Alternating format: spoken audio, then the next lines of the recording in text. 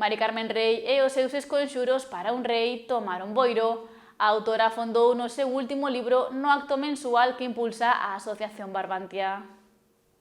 O Centro Social de Boiro abriu unha vez máis as súas portas á literatura. Este venres acolleu a presentación mensual da Asociación Barbantia protagonizada por Esconxuros para un rei, cuarta novela de Mari Carmen Rey. A vicepresidenta da Asociación Cultural, Encarga Pego, afirmou que se trata da obra de consagración da escritora. É unha novela picaresca que ten acción, ten moitos personaxes, pero ten unha clara protagonista desde o principio. E a narradora vai nos contando en terceira persoa o que lle acontece á protagonista desde pequena ao longo de toda a súa vida, que non é moi longa. Cando un se mergulla no primeiro capítulo, xa empezan a suceder cousas que te atrapan, seguen a surdir accións que aumentan a intriga e vanse resolvendo unhas, pero aparecen outras que van enriquecendo a trama. E apuntou que esa novela fixolle rememorar os clásicos por diversas cuestións.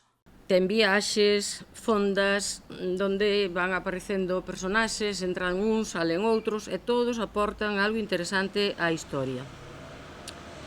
Eu creo que tamén se pode considerar unha novela histórica. Ten moitos referentes con datas, nomes. Está situada no século XVII, moi concretamente, nun reinado moi concreto, e, ten unha certa documentación histórica. Pola súa banda, Manuel Cartea detallou que Esconxuros para un rei é un relato lineal, aínda que conta tamén con saltos temporais e dividiu a novela en 3 partes, ademais de afondar na historia protagonizada por Celtia. Con el aprende o bo e o malo, e sobre todo aprende a temer o mal, a temer os homes, a temer o acoso dos homes do que falaches un pouco aquí. Aí aparece o machismo, a misoxinia, o pouco que a muller vale, sobre todo naquela época, o medo en que vivía a ser violada, a quedar preñada, a abortar, a ser desprezada, todo ese mundo do sexo mal entendido. Non hai cousa máis bonita que o sexo, incluso sin amor. Pero, se é con amor, moito mellor. Pero, cando se entende ao revés, cando se manipula, entón é unha arma tremenda, despreciable. A escritora Mari Carmen Rey recordou que comezou a escribir con 57 anos e que unha das persoas que a guiou neste camiño foi Cartea.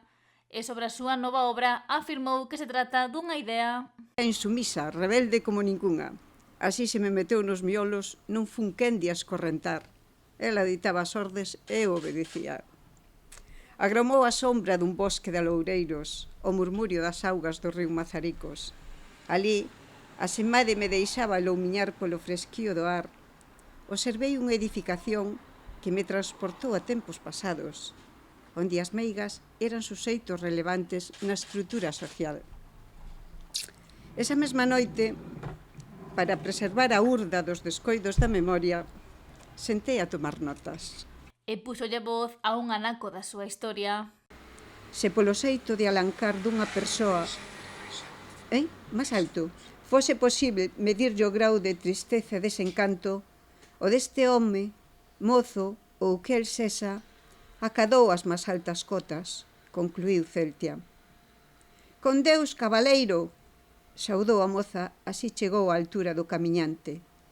El quedou a mirala, e cando lle viñeron os azos para poder falar, contestoulle: os pobres non temos Deus, rapaz. A concelleira de Cultura boirense, María Outeiral, pechou o acto e afirmou que Esconxuros para un rei é un libro que engancha dende que se comeza a ler.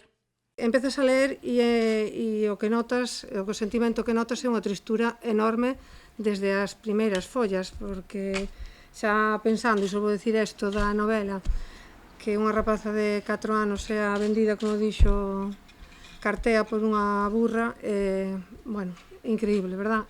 E siguen sucedendo cousas ao largo da novela, o que levo leído, e a tristeza, non sei, parece que estás esperando como que cambie un pouco e que salan as cousas mellor, pero cada vez, e acaba de ler e vemos que sigue esa tristura, polo menos hasta agora, non sei no final se si esa tristura se vai a desaparecer. E animou os asistentes a mercalo para coñecer a historia de Celtia e desfrutar da forma que ten Mari Carmen Rey de narrar.